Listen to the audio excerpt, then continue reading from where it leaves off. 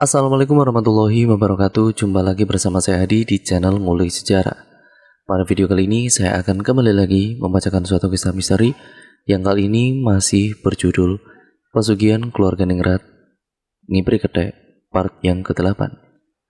Jadi untuk kalian yang masih penasaran dengan kelanjutan cerita dari Pesugihan Keluarga Ningrat ini, karya dari Mas Restu Wiratmaja, yuk langsung saja kita menuju ke kelanjutan ceritanya. Perhatikan baik-baik karena ceritanya akan segera saya mulai.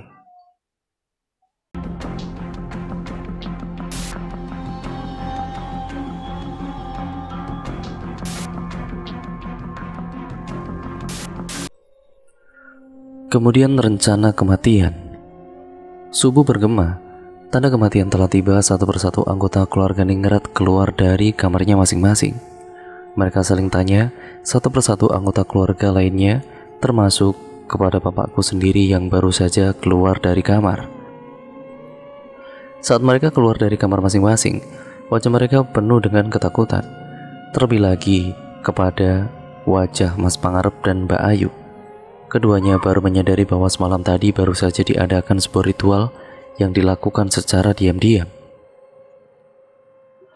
Namun, dari semua keluarga Ningrat, mereka semua berkumpul kecuali hanya satu orang yang kehadirannya belum terlihat sama sekali. Mas Sugeng di mana? Tanya Mbak Neneng. Mereka pun saling memandang satu sama lain. Mbak Ayu sendiri yang sedari tadi sudah was-was menatap kamar Mas Sugeng yang terbuka lebar. Tidak mungkin, tidak mungkin. Kenapa Mbak? Tanya Mbak Neneng. Tiba-tiba, seorang dengan tubuh sudah penuh dengan luka berjalan sempoyongan keluar dari kamar.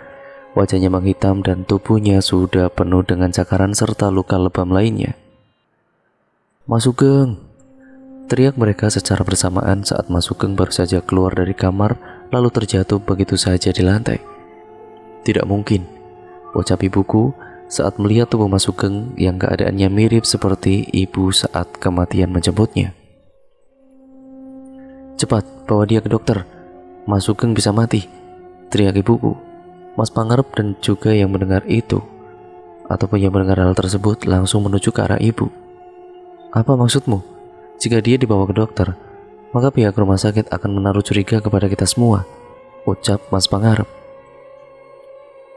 Mas Sugeng masih bisa diselamatkan, ucap bapakku sembari meyakinkan hati Mas Pangarep. Tidak, ini sudah takdirnya.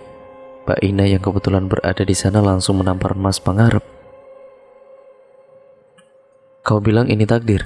Ini adalah perbuatan busukmu dan iblis Brotoseno itu, teriak Mbak Ina. Mas Pangarep kemudian mengelus pipinya bekas tamparan kencang yang diarahkan oleh Mbak Ina kepadanya. Kau tahu siapa orang yang baru saja kamu tampar? Tanya Mas Pangarep sembari mendekati Mbak Ina yang dirinya juga menghindari Mas Pangarep. Kamu tahu, kita semua yang berada di sini sudah tidak bisa lagi diselamatkan. Masing-masing dari kita semuanya, mau tidak mau, akan menjadi korban karena pengawal dari Roco Ketek sudah didapatkan, ucap Mas Pangarep. Hentikan, teriak Mbak Ayu. Mas Pangarep mendekati Mbak Ina lalu mencekik lehernya hingga tubuhnya tersandar di dinding tembok. Ina, jika mulutmu tidak bisa digunakan untuk bicara yang baik, lebih baik jangan memperkeruh suasana yang sedang rumit. Paham kamu? Ucap Mas Pangarep. Mbak Ina hanya mengangguk paham pada kala itu. Dia tidak berkutik sama sekali sewaktu Mas Pangarep menggertaknya. Mbak Neneng yang masih berada di dekat Mas Sugeng langsung berteriak kencang ketika dirinya melihat Mas Sugeng mengeluarkan banyak darah dari mulutnya. Sontak saja hal ini membuat para anggota keluarga Ningrat lainnya itu langsung membawanya ke dalam kamar. Mas Sugeng yang didapati sebagai korban selanjutnya dari penumbalan Ngibri Ketek ini digadang-gadang oleh banyak pilihan. Wajah penuh dengan penyesalan tergambarkan dari masing-masing anggota keluarga Ningrat. Mas Pangarep yang semula merasa jika penumbalan ini terjadi pada keluarga Brotoseno, ternyata dirinya telah dibodohi oleh Raden Angkoro.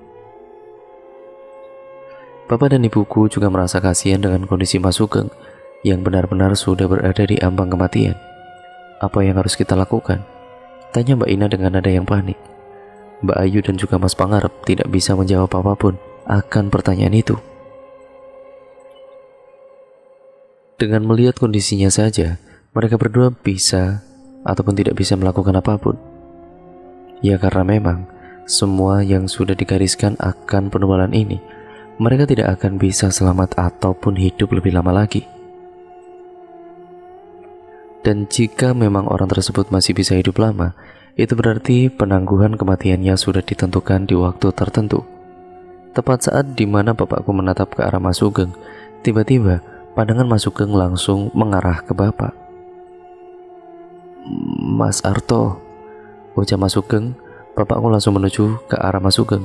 Dia tahu ada sesuatu yang ingin disampaikan oleh Mas Sugeng terkait sesuatu yang baru saja terjadi kepadanya. Tolong kabur dari sini, ucap Mas Sugeng dengan nada yang patah-patah. Tubuh Mas Sugeng meringkuk kesakitan. Lukanya yang menganga itu, ya, terus-menerus memberikan rasa sakit yang amat dalam baginya. Bagian organ dalam Mas Sugeng sepertinya paling terdampak akan serangan ini. Bapakku hanya bisa terus-menerus menunggu segala perkataan yang akan diarahkan oleh Mas Sugeng. Begitu juga dengan para anggota keluarga lainnya. Mereka semua tampak khawatir. Mas, apa ada yang ingin disampaikan lagi? Tanya bapakku kepada Mas Sugeng.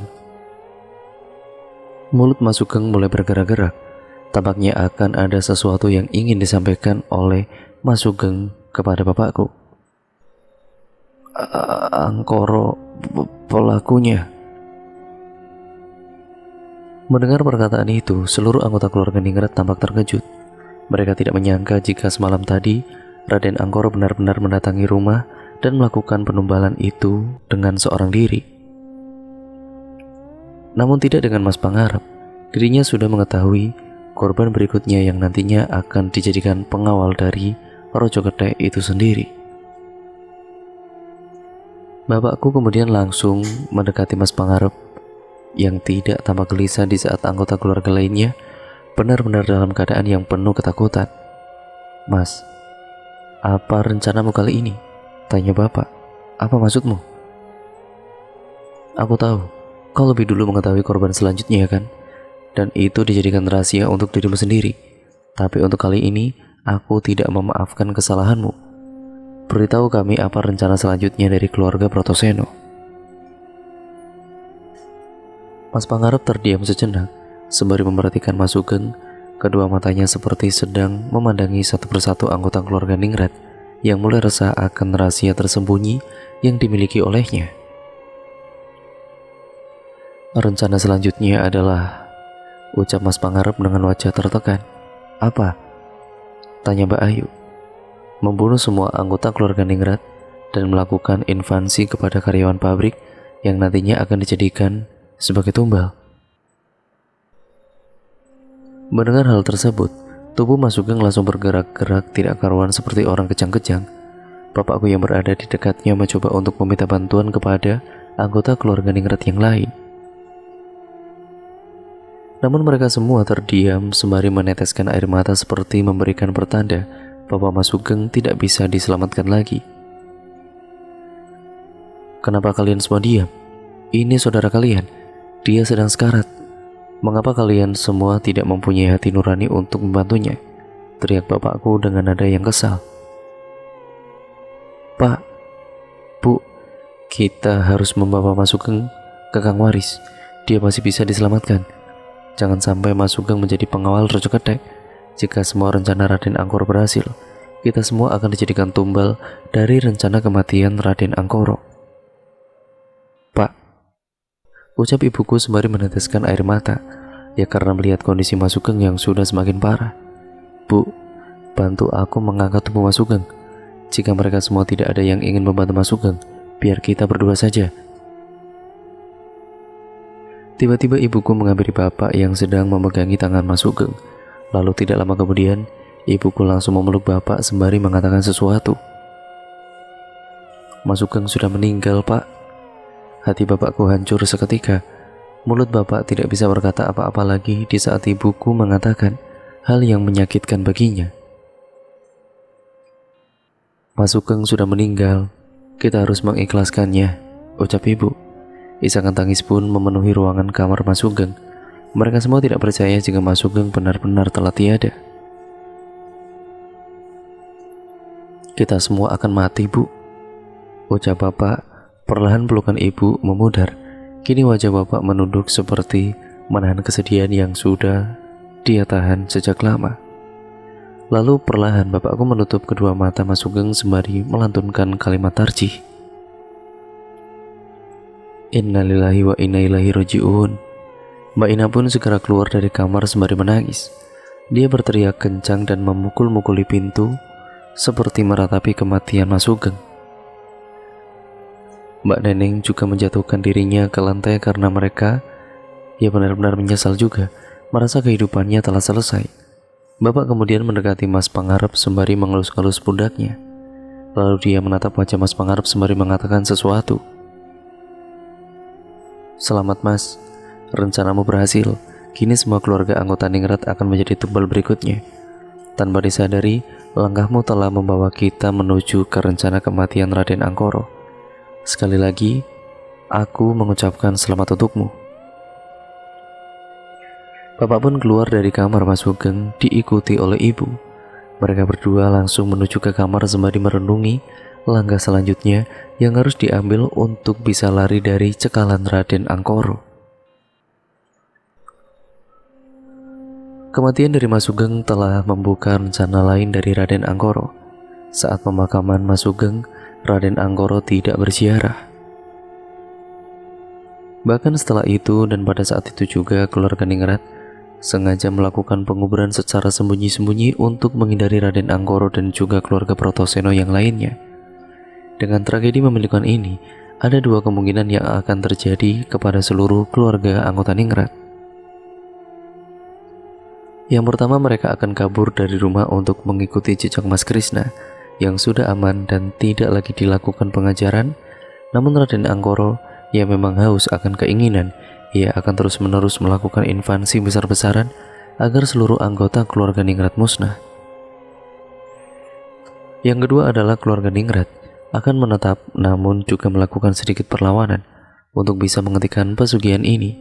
Namun usaha ini akan berdampak kecil karena pesugihan ini sudah berjalan. Di mana dalam pesugihan ini, jika ratu dan pengawal sudah didapatkan, maka untuk melakukan penumbalan tidak memerlukan ritual seperti biasanya. Perlahan satu persatu anggota keluarga Ningrat meninggalkan pemakaman Mas Sugeng. Kini hanya tersisa bapak, ibu, Mas Pangarep dan juga Mbak Ayu. Bagaimana langkah selanjutmu, Arto? Tanya Mas Pangarep kepada bapak. Bapak yang masih mengelus-ngelus nisan Mas Sugeng langsung beranjak bangkit. Ia menatap ke arah langit untuk sejenak sembari menikmati tetesan hujan yang jatuh secara perlahan. Hidup ini seperti kita berada di tengah lautan. Terkadang ada badai yang menghampiri kapal kita atau ada perompak yang menjara seluruh harta kita. Namun jika kita tidak mempersiapkan keduanya, untuk apa kita hidup di dunia ini? Tanya balik bapak sembari menatap wajah Mas Pangarep dengan tatapan yang tajam. Mas Pangarep merasa tersindir akan hal itu. Dia sendiri belum menentukan langkah selanjutnya ketika tragedi ini terjadi. Pilihannya yang salah menjadikan Mas Pangarep dan juga seluruh anggota keluarga Ningrat lainnya tidak bisa menentukan jalan kehidupan selanjutnya. Menurutmu, apa yang harus aku lakukan untuk menebus semua dosa-dosaku? Tanya Mas Pangarep kepada bapak. Tentukan hidupmu di sini, ucap bapak sembari menyentuh dada Mas Pangarep. Bapak pun kemudian menyuruh kepada ibuku untuk segera meninggalkan pemakaman dan kembali ke rumah. Hujan perlahan turun, rintikannya semakin deras dan membasahi tubuh Mas Pangarep serta Mbak Ayu yang masih berdiam diri di hadapan pemakaman Mas Sugeng.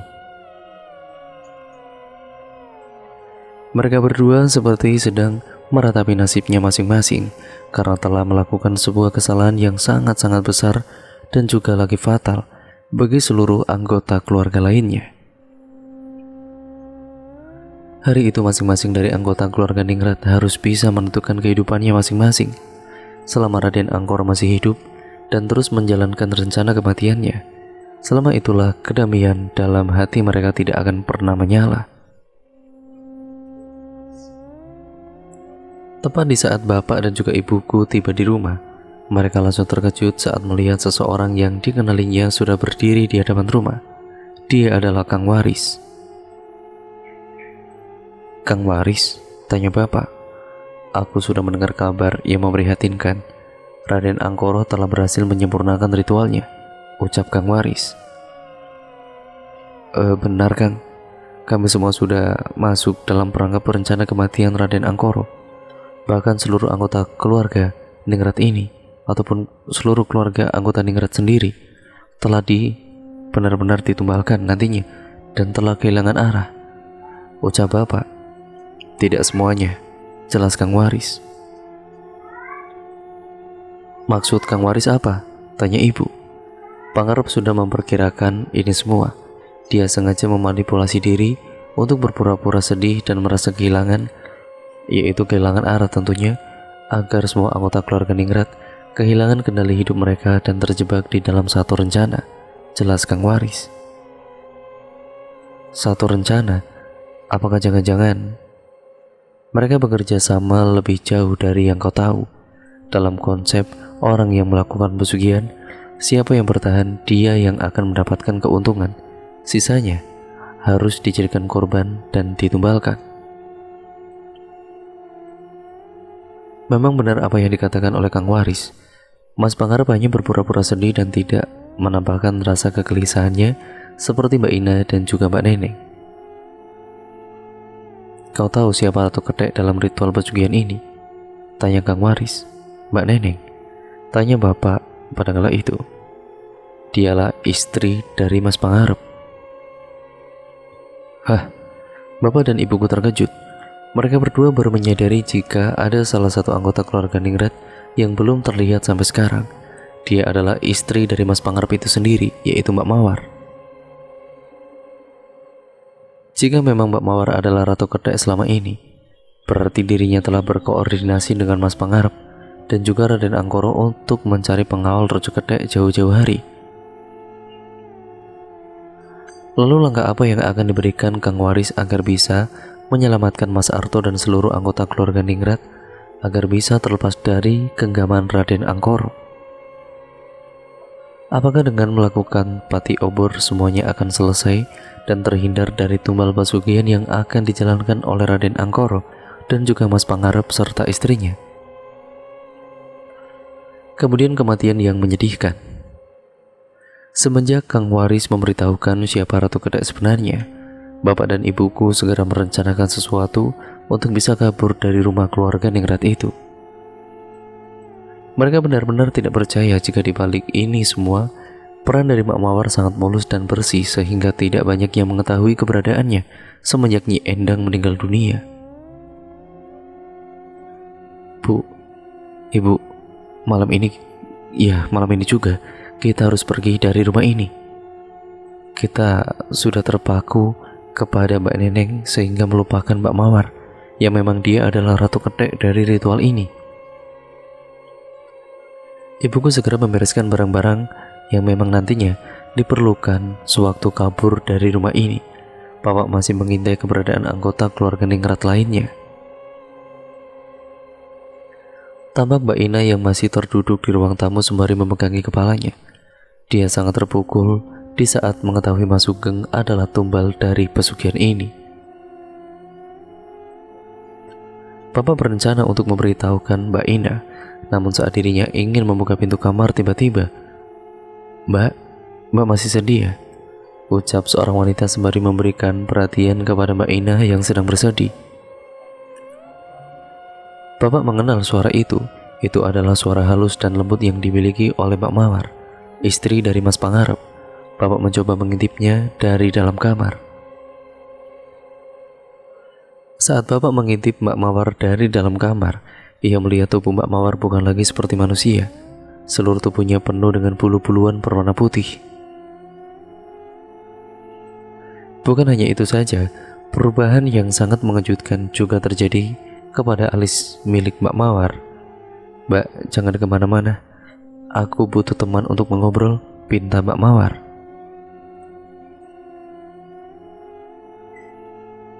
Tiba-tiba pandangan bapak tertuju kepada sesuatu yang bergerak seperti buntut atau ekor. Perlahan buntut itu mengikat tubuh Mbak Ina seperti hendak menjadikan dirinya sebagai target selanjutnya. Sontak saja, tubuh bapakku langsung merespon itu. Bapak langsung membuka pintu kamar hingga membuat Mbak Mawar dan Mbak Ina terkejut karenanya. "Mbak Ina, ucap bapakku." Tatapan Mbak Mawar berubah drastis. Tatapan yang benar-benar sangat tajam membuat bapakku semakin yakin jika Mbak Mawar mendekati Mbak Ina karena ada maksud tertentu. "Ada apa kau datang ke sini, Mas Harto?" tanya Mbak Mawar dengan nada sedikit tinggi. Bapak kemudian terdiam sejenak. Dia menyadari jika kedatangan bapak adalah ingin menggagalkan rencana Mbak Mawar yang ingin menjadikan Mbak Ina sebagai tumbal berikutnya. Bapak mulai kebingungan. Sebuah gerik-gerik yang digerakkan oleh bapak dapat diketahui oleh Mbak Mawar dengan cepat. "Tidak apa-apa, Mbak, saya ingin memberikan sesuatu kepada Mbak Ina," ucap bapak sembari mengeluarkan sebuah benda yang memang peninggalan dari Mas Sugeng. Mbak Ina yang melihat benda tersebut segera bangkit dari duduknya dan segera mengambil benda tersebut. "Kalung ini," ucap Mbak Ina. "Iya, Mbak, setelah Mas Sugeng meninggal dunia, saya menemukan kalung ini di dekat tempat tidurnya. Saya yakin itu peninggalan berharga Mas Sugeng. Kalung yang di dalamnya terdapat foto antara Mbak Ina dan Mas Sugeng memang menjadi peninggalan bagi mereka berdua." Tidak heran ikatan batin keduanya sangat erat dibandingkan dengan saudara lainnya. Bapak memang mencuri momen di saat para anggota keluarga Ningrat sedang tidak berada di dalam kamar Mas Sugeng. Bapak yang kemudian menemukan kalung itu menjadi semakin yakin jika Mas Sugeng dan Mbak Ina adalah korban dari hasutan Mas Pangarep yang ingin menjadikan dirinya sebagai orang terkemuka di hadapan para keluarga Ningrat lainnya. "Terima kasih, Mas," ucap Mbak Ina, dan Mbak Ina pun segera meninggalkan Bapak dan juga Mbak Mawar. Namun setelah Mbak Ina meninggalkan Mbak Mawar dan juga Bapak, tatapan sinis Mbak Mawar masih menyuduti Bapak karena merasa jika Bapak telah menggagalkan rencananya. Perlahan Mbak Mawar mendekati Bapak. Dia membisiki sesuatu ke telinga Bapak. "Apa maumu, Arto?" tanya Mbak Mawar lagi. "Aku mohon jangan ada korban lagi. Itu bukan urusanmu. Aku hanya mengikuti titah." "Itu termasuk urusanku juga. Jika tumbal masih berjalan, maka aku tidak akan segan untuk selalu menjagalkan ataupun menggagalkannya." Mbak Mawar terkejut mendengar hal itu. Dia kemudian menatap langit-langit kamar sembari tertawa kecil. "Kau tahu, Arto, sejak pertama ritual itu dilakukan, aku sudah diberitahu siapa yang akan mati karena tumbal ngipri kedai ini," ucapnya. Mbak Mawar kemudian membalikkan badannya dan menatap kembali, yaitu menatap wajah bapakku dengan senyuman mengerikannya. "Tidak ada yang selamat dari pesugihan ini, bahkan sampai dirimu, lari pun ataupun lari kemanapun, semua sudah terlambat. Ratu dan pengawal sudah didapatkan, hanya perlu waktu untuk bisa menjalankannya," ucap Mbak Mawar. Ia pun segera meninggalkan bapak dan kembali ke dalam kamarnya. Bapak masih tidak percaya dengan apa yang barusan dikatakan oleh Mbak Mawar terkait keselamatan keluarga Ningrat yang berada di dalam cekalannya. Ia pun segera meninggalkan bapak dan kembali ke dalam kamarnya. Namun di lain sisi bapak juga merasa ada yang menjanggal dengan perkataan Mbak Mawar. Jika itu benar, mengapa Mas Krishna dan Raden Sorobto tidak dikejar saat keduanya ingin dijadikan sebagai tumbal untuk pengawal Rejo Kedai? Ataukah memang yang dikatakan oleh Mbak Mawar hanya bersifat ancaman dan keberakan tersendiri baginya, agar bapak dan juga ibu tidak meninggalkan rumah dan pasrah dengan takdirnya sebagai tumbal dari pesugihan ini. Malam harinya Mbak Ina masih sama seperti hari-hari setelah kematian Mas Sugeng. Dia lebih banyak menghabiskan waktunya di ruang tamu, sembari memegangi kalung kenangan dirinya dengan sang kakak tercinta. Bapak pun mengambil kesempatan ini untuk diam-diam memberitahukan kepada Mbak Ina terkait rencana busuk yang memang sedang dilakukan oleh Mbak Mawar dan juga beberapa komplotan lainnya. Perlahan Bapak mengambilkan air minum untuk Mbak Ina. Malam itu benar-benar tidak ada anggota keluarga Ningrat lainnya yang hadir dan secara terbuka keluar dari kamarnya. Mbak Ina, saya bawain minuman kesukaan Mbak Ina dan juga Mas Sugeng. Mungkin tidak seenak buatan almarhum Nyi Endang, tapi saya mencoba belajar atas saran dari Esa terkait minuman kesukaan Mbak Ina dan juga Mas Sugeng. Minuman kesukaan Mbak Ina dan Mas Sugeng adalah susu jahe. Saat masih remaja, keduanya sangat menyukai susu jahe hangat buatan almarhum Nyi Endang. Mas Arto, mengapa kamu selalu tahu jika saya sedang merindukan minuman ini? Tanya Mbak Ina kepada Bapak. Oh, mungkin hanya kebetulan saja, Mbak. Sebenarnya saya juga ingin mengobrol panjang dengan Mbak terkait Mas Sugeng. Ucap Bapak sedikit membuka pembahasan. Mbak Ina kemudian mulai penasaran dengan apa yang ingin dikatakan oleh Bapak terkait pembahasan yang memang ingin disampaikan kepada Mbak Ina. Selain itu juga, Bapak ingin mengorek lebih dalam alasan mereka berdua bergabung dengan rencana Mas Pangarep untuk membunuh Nyi Endang dan tunduk kepada Raden Angkoro. Sebelum Mas Sugeng meninggal dunia, dia sempat mengatakan kepadaku untuk segera meninggalkan rumah ini. Mungkin Mbak Ina lebih paham apa maksud dari perkataan Mas Sugeng, jelas Bapak. Mbak Ina yang mendengar pertanyaan yang baru saja diucapkan oleh Bapak langsung terkejut. Sesekali wajahnya menengok ke arah kamar milik Mas Sugeng untuk berjaga-jaga jika nantinya ada seseorang yang keluar dari kamar tersebut. Jika memang ini pertanyaan yang sensitif, mungkin Mbak Ina tidak usah menjawab. Tunggu, aku akan menjawabnya. Mbak Ina kemudian mematikan lampu ruangan tamu. Bapak yang heran dengan itu hanya terdiam. Bapak sama sekali tidak mengetahui apa yang ingin dilakukan oleh Mbak Ina dengan mematikan lampu tersebut. Kita harus membicarakan hal sensitif dengan tanpa cahaya. Jika ada orang ketiga yang berbicara, berarti itu bukan kita berdua. Paham maksudku? Tanya Mbak Ina. Tapi siapa orang ketiga itu, Mbak? Tanya Bapak. Nanti akan aku jelaskan secara rinci. Mbak Ina pun memejamkan matanya. Lalu perlahan dia menghela nafas panjang seperti memberi tekanan pada dirinya sendiri ketika ingin menceritakan sesuatu hal yang bersifat sangat sensitif ini. Mas Arto, aku percayakan hidup dan matiku ada di dalam lelakonmu, perjalanan nasibmu. Aku percayakan ini karena memang dirimu lah satu-satunya anggota keluarga yang ada hubungan batin dengan Mas Sugeng, ucap Mbak Ina dengan nada serius. Bapak hanya mengangguk paham. Sedari tadi bulu kuduknya mulai merinding, seakan-akan ada sesuatu yang ikut bergabung dalam percakapan mereka berdua. Sebelum rencana penumbalan ibuku, yaitu Nyi Endang berlangsung, Mas Pangarep sudah lebih dulu berkoordinasi dengan beberapa anggota keluarga lainnya, kecuali hanya 3 orang. Mereka adalah aku, Mbak Esa, dan juga Mas Krishna. Kami bertiga tidak ada kemungkinan dan juga tidak ada keinginan untuk bergabung, ucap Mbak Ina. Apa alasannya? Tanya Bapak.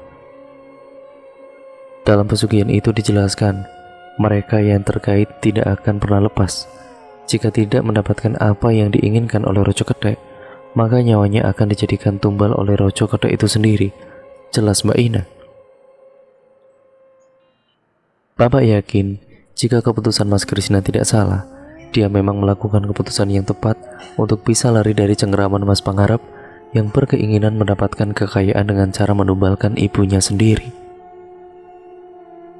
Selain itu juga, keterkaitan yang bersifat sangat mengerikan ini membuat siapa saja yang ikut dalam pesugihan ini tidak akan pernah lepas selama-lamanya sampai ajal menjemputnya. Aku sendiri sudah melarang Mas Sugeng untuk menuruti Mas Pangarep. Namun karena Mas Pangarep memaksa Mas Sugeng, akhirnya aku ikut berkecimpung ke dalam pesugihan ini hanya demi Mas Sugeng semata. Bapak yang mendengar hal itu pun langsung terkejut. Pengorbanan seorang Mbak Ina untuk menyelamatkan Mas Sugeng sangatlah besar. Namun karena Mas Sugeng tidak memiliki daya dan kekuatan, dia mudah dipengaruhi dan juga dipaksa oleh Mas Pangarep untuk menerima tekanan sebesar itu. Lalu, saat malam di mana kami memulai untuk melakukan ritual yang pertama, Mas Pangarep telah memprediksi banyak hal terkait tumbal yang akan dijadikan sebagai keinginan dari Rojo Ketek sendiri. Jelas Mbak Ina. Maksudnya Mbak gimana? Tanya balik Bapak. Mas Pangarep mengatakan jika Ratu Ketek akan diambil dari keluarga Ningrat, sedangkan pengawalnya berasal dari orang-orang yang berada di dalam perkumpulan itu. Jelas Mbak Ina. Bapak terdiam sejenak. Dia mencoba memahami apa yang dimaksud dengan perkataan Mbak Ina. Perkumpulan yang dimaksud adalah perkumpulan anggota keluarga Ningrat yang turut serta dalam melakukan pesugihan Ngipri Ketek ini. Tanya Bapak. Betul, salah satu dari perkumpulan itu akan dijadikan pengawal. Namun berhubung pengawal Rojo Ketek ya hanya diperuntukkan untuk laki-laki, maka pilihannya ada 2 anggota saja, yaitu Mas Pangarep dan juga Mas Sugeng. Jelas Mbak Ina. Bapak kemudian mengangguk paham. Sedikit demi sedikit, perkataan yang diarahkan oleh Mbak Ina membuka pemikirannya akan rencana-rencana terselubung yang dimiliki oleh Mas Pangarep. Dan satu lagi, saat Ratu Ketek sudah didapatkan atau tumbal pertama yaitu Nyi Endang, anggota keluarga Ningrat lainnya merasa was-was. Alasannya adalah jika memang Rojo Ketek ini mencari pengawal, maka pilihannya ada 2, yaitu Mas Pangarep yang mati atau Mas Sugeng yang mati. Jelas Mbak Ina. Dan cerita pun akhirnya bersambung lagi ke part yang selanjutnya ya teman-teman. Bagaimana nih, kalian pasti selalu penasaran dan bagaimana kelanjutan dari cerita ini. Nantinya juga jangan khawatir, nantinya saya akan juga memberikan ataupun menjadikan seluruh part yang ada di cerita pesugihan keluarga Ningrat Ngipri Ketek ini menjadikan satu, yaitu full version. Namun menunggu untuk ceritanya selesai dulu ya teman-teman. Jadi terus nantikan setiap partnya. Sampai berjumpa di video yang terbaru selanjutnya dari channel ini. Oh ya, terima kasih atas support kalian. Kurang lebihnya mohon maaf ya teman-teman. Wassalamualaikum warahmatullahi wabarakatuh.